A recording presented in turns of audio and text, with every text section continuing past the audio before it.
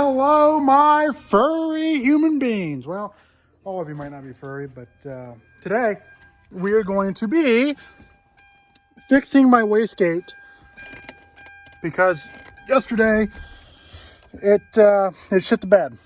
So as soon as I find this tripod that I can't seem to find, I'll get you guys set up in it, and then we will begin fixing this wastegate. Okay, don't mind the mess, but this is the wastegate. For those of you who don't know, it's missing a bolt. I know, perfect. For those of you who don't know what a wastegate does, basically all this does is bypass the turbo. When whatever spring is in here, it's got a rubber diaphragm in here. Air goes in here. There's a banjo. There's a fitting there. It's got a banjo bolt, but it reaches that desired PSI. It starts to push up on that spring. In return, opens this valve and goes out the wastegate or dump tube, whatever you have.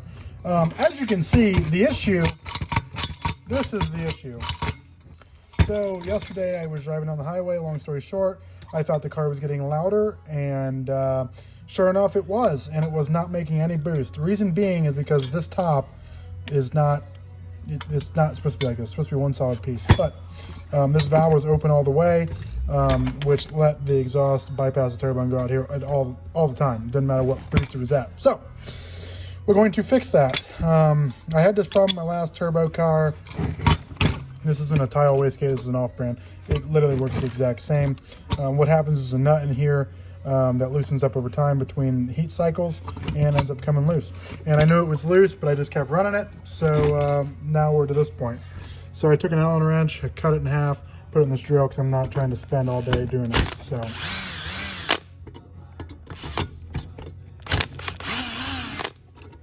And there is a spring in here. You'll see that when I get all these loose. It'll pop off. And this last one here. Kind of hold down with your hand and get the rest of that out. And this is an 8-pound spring. Here's what the spring looks like. Here's your diaphragm, and there's a nut right there that comes loose every single time, never fails, unless you buy a nice wastegate, like a tile or something. But I just don't have that kind of money. So what we're gonna do is I'm gonna grab some thread locker, and we're gonna spin this nut back down onto that valve stem. And I wish I can get this out. I don't think I'll be able to. See the set screws? It's 4 of them. That's what actually holds this to the valve, I can't fucking. I don't know if any of these are big enough, but we're going to see if these are big enough. Or small enough, I should say. Oh, I got lucky on the first try.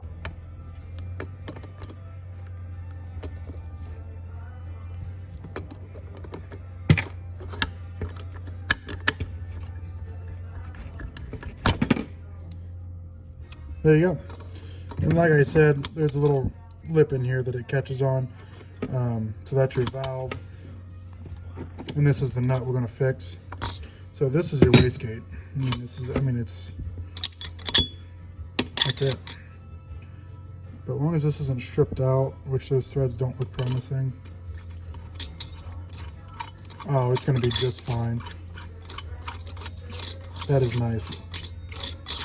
I'm going to grab some high temp Loctite. This is what I do on my old one. And we'll just do this the same way. Let's do it. Turns out that nut is a 3/4. I'll be damned. Well, I couldn't find the high temp, but I did find high strength. So I'm going to put some of that on there.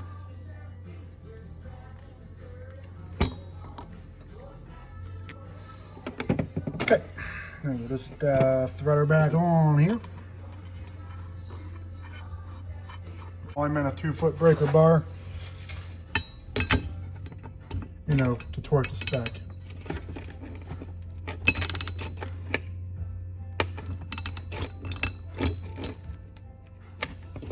Ah, shit. I don't know the position of this vacuum thing. So let me go see real quick. Turns out, just a little further, and then I'll be okay. Is it just me, or like, doesn't matter how tight you get turbo parts or exhaust parts, they always come loose? That's probably just me because I don't torque nothing. But... Okay, that should be just fine. Now we're just going to put her back together here.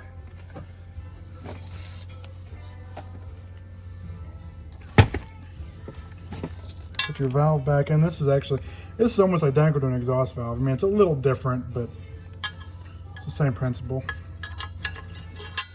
Put it up in there. I'm going to put something underneath that so it holds it up. Electrical tape. Perfect.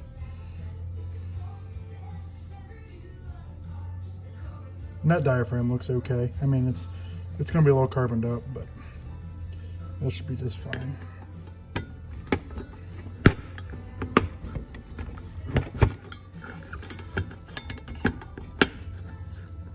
Then we'll just tighten this back up.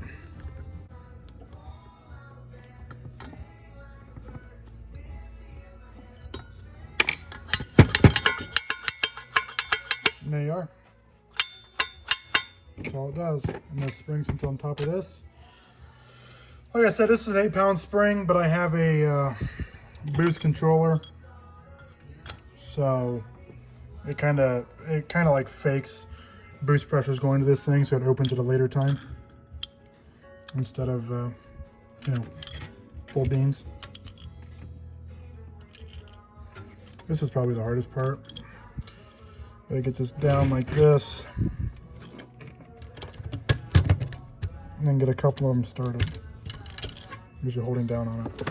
The best way to do it is with a drill, so you don't know when you're cross-threading it.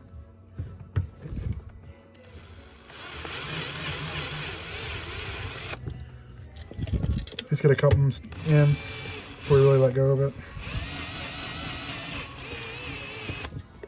Because this is just aluminum. There. And you just work the rest of them in. Oh, my light shut off. That's okay. We got natural lighting. I'm just gonna go over this with a regular. Don't worry about that. I mean, I could add a. But I'm not. It was missing one when I first did it, so I'm gonna throw this back in the car and it should be fixed. I'm gonna double torque these down. And by torque, I mean grabbing another Allen wrench and just giving a little and then feeling it's good. So. That's that. So if you're having problems with wastegate, especially an aftermarket wastegate like this one, or external, some people call them, they're really easy, really simple to rebuild if you needed to. You can get diaphragms and stuff for these. Even the eBay ones you can get diaphragms for. Obviously you can change the springs to different pressures, but I don't do that. I got a boost controller. I'll show you that. This is my boost controller here. It's got a locking nut on it, so you back this nut off. Then if you turn this in, which it pinches off some of the airflow going to it from the turbo, it raises the boost pressure. But like I said, I've got it set at 22 pounds maybe. And I'll tell you what, that's going to do it for this video. Pretty simple stuff. Yeah, that's how wastegates work. Really simple, but they're a necessity. I think that's the right word. Not sure. But yeah, this is a stock 2.0 Genesis. Bone stock 2.0. And I've had this aftermarket turbo and set up on it for, it's got aftermarket intercooler on it too. I've been running this for about 6 or 8 months. I need a catch can because I've got the PCV where the ventilation ran into the intake and the oil filter drips, or the air filter drips oil. So I guess it would be an oil filter. But other than that, this car runs great, runs phenomenal. The funnest car I've ever owned. And I'll be making, you'll see this video, this car. You'll be seeing this car on my channel because I'll have this car for as long as I can until that blows. And then my plan is to LS swap it because that's a big thing with these, but that is also a lot of money. So yeah, I'm gonna run this thing until it doesn't run anymore, and that's what we're gonna do. So I know a lot of you haven't made it this far in this video, but I appreciate you guys watching, liking and commenting. It really helps. I mean, I just like doing it for people that don't know, about this, or maybe they just find this entertaining. I don't know. But either way, I really appreciate you guys being here, and we'll catch you in the next one.